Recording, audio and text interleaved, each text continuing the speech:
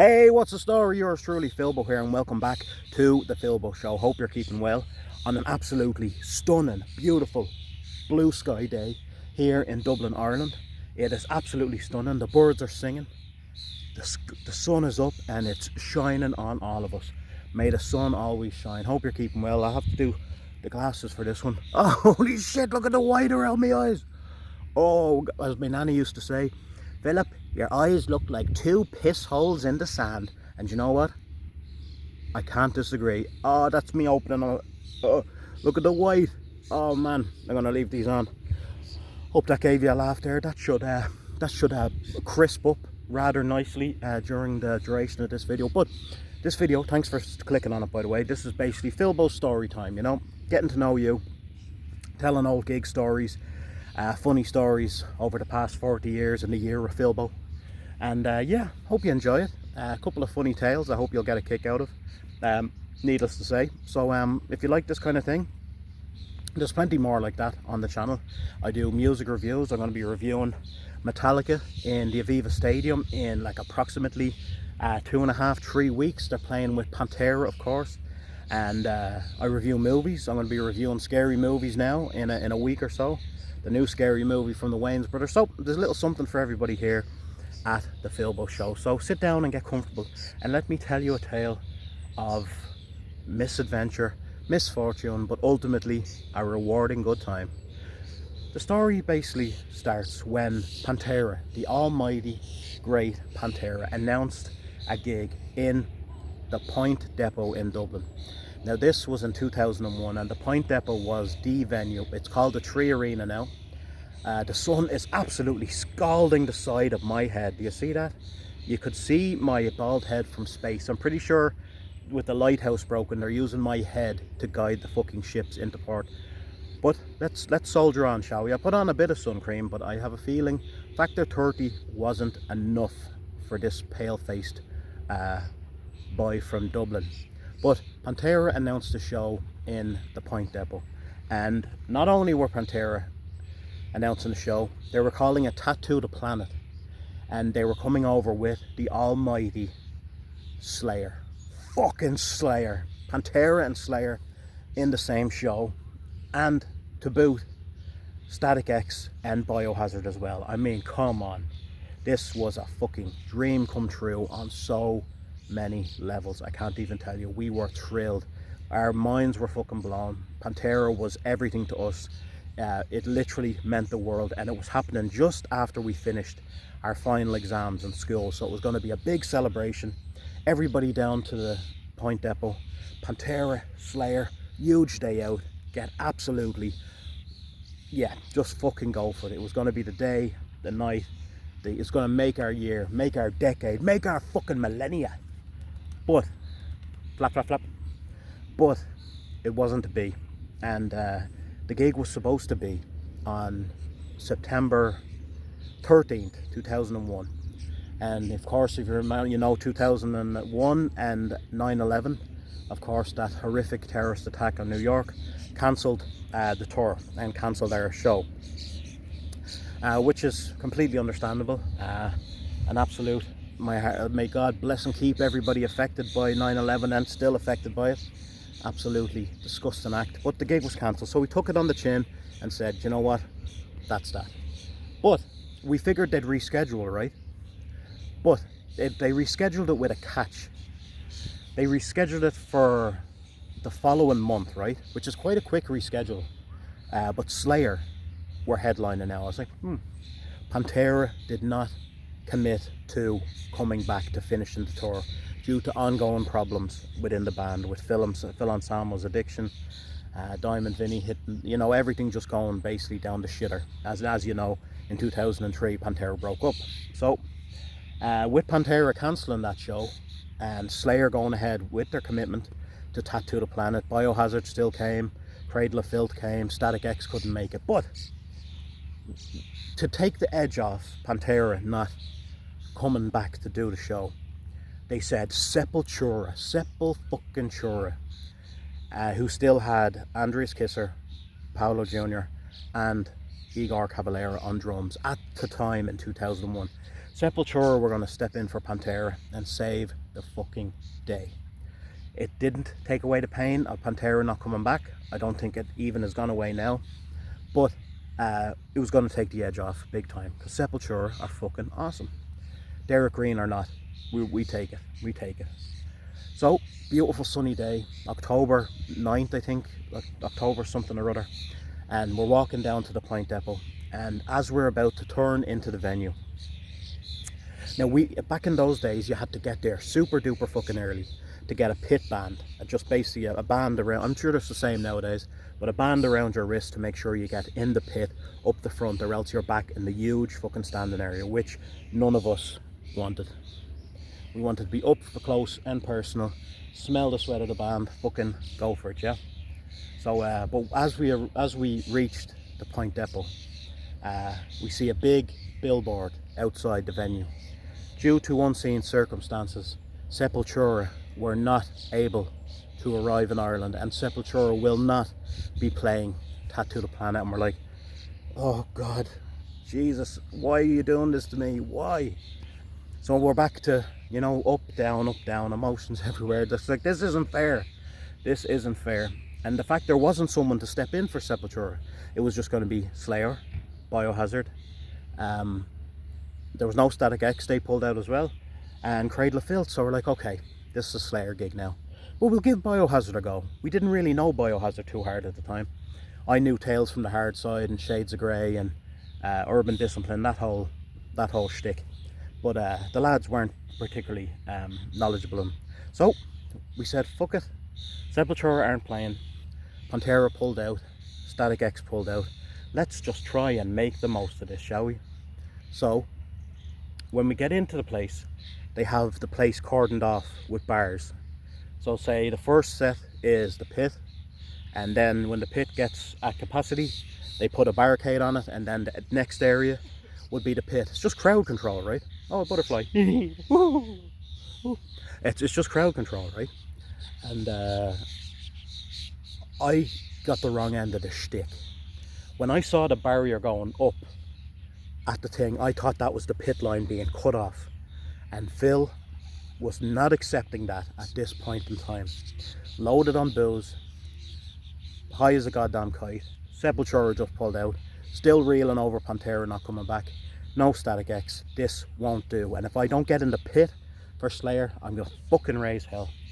So there was literally only about 100 people in the standing area, and the woman was pulling the barricade across that area, and I thought that was the pit gone. So I ran the entire length of all the barricades, you know, like in a large, the gig held about 10,000 people at the time, and I ran through all the barricades, and like Dave and Damo and everybody's like, what are you doing, Phil, what are you doing? I was like, I'm not missing this pit. And they're like, Phil, but it's closed off. It's like, I'm not missing it. So I'm running, I'm like and your woman just pulled the barricade across, and she was kind of looking at me going, where the fuck is he running to? I was like a charging bull at the barricade, and I wasn't sure what I was going to do until I got there. But when I got there, I was like, okay, I'm not missing this pit, I'm not missing this pit. And when I got about 3 feet, let's be realistic, when I got about a foot from the barricade, I just launched myself over it. I mean, the barricade was about just elbow, say you could lean on it like that, and I just dived like a full lunge. Like, I've never jumped so far and high in my life. And just, it's not like there was a fucking mat on the other side of the barricade. There was hard concrete, and I just ran and just straight over, rolled, hit my head, cracked my knee, rolled on my back, cut up my arms, shoulders, and your woman came over and she goes, what the fuck do you think you're doing? I'm like, I'm not missing this Slayer pit, and don't you even dare throw me out, because I'm a man on the edge. And she goes, that's it, you're out, forget, you're out. And she's grabbed my arm, and I'm like, please don't do this, please. I just wanted to get into the pit, and I know maybe diving over the barricade wasn't the way to do it, but I've been through a lot today and with this gig. And she goes, all right, fine, but why did you jump over it? Why didn't you just stand in the next section? And I go, what do you mean? She goes, this is just crowd control, you dick. This is just to keep the crowds away. And I go, so this second area you're setting up, this is for the pit as well? And she goes, yeah, you knob. And I'm like, oh, cool. But I turned back to tell the lads the good news, and they are about 100 yards back in the queue. Dave's practically unconscious on the ground, laughing. I'm almost sure I heard one of his craps. I'm pretty sure I heard one of his ribs dislodge. Damo couldn't move. I mean, they said they've never seen. They're like, he's going to jump over this and land on his head and break his neck, and that's it. Phil's dead. Phil died for a pit.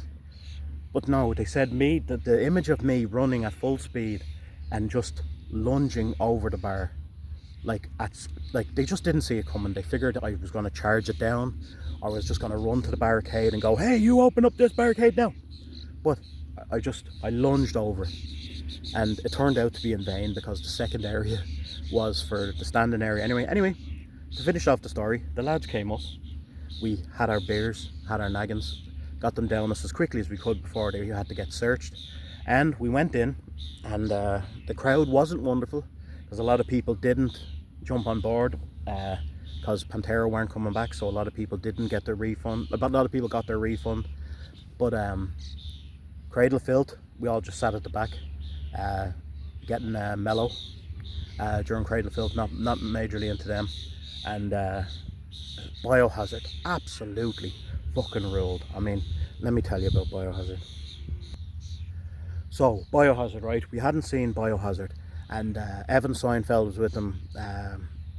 Billy, the original. No, I don't think it was the original lineup. The album they were touring was Uncivilization, right? And they absolutely killed. Sellout was insane. And I kept telling the lads with the Mosh, wait till they get to a song called Tales from the Hard Side, right?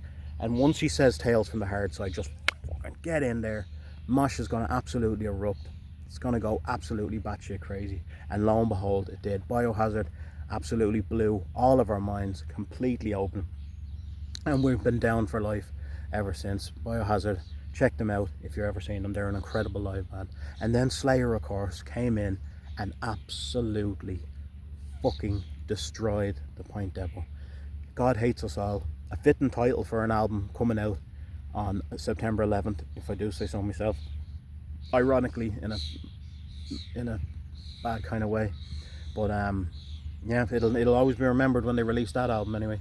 But God Hates Us All, they ripped through Disciple, God Sent Death, Payback. I mean, they even played Ditto Head, one of my favourite Slayer songs. So all was well that ended well.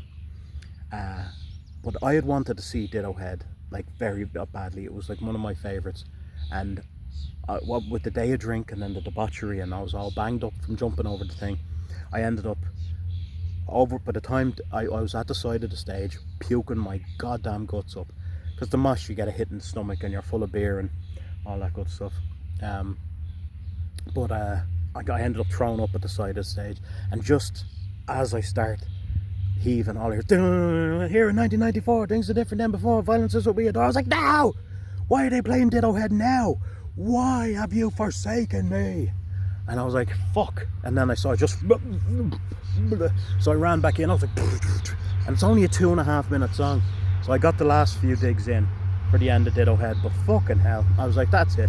But anyway, finished with Angel of Death, Chemical Warfare, all the greats. It was an absolutely cracking gig, and you know what? All is well that ends well. So there's the story of the beginning of thinking I was seeing Pantera and Slayer to what actually came to be. And you know what? I wouldn't change any of it for the world. So there you go. There's the story. I want to throw out a shout out to Mick. I've after bumping into a fella there, right? Mick and his kid is out with the dog, throwing the ball around with the dog in the ocean.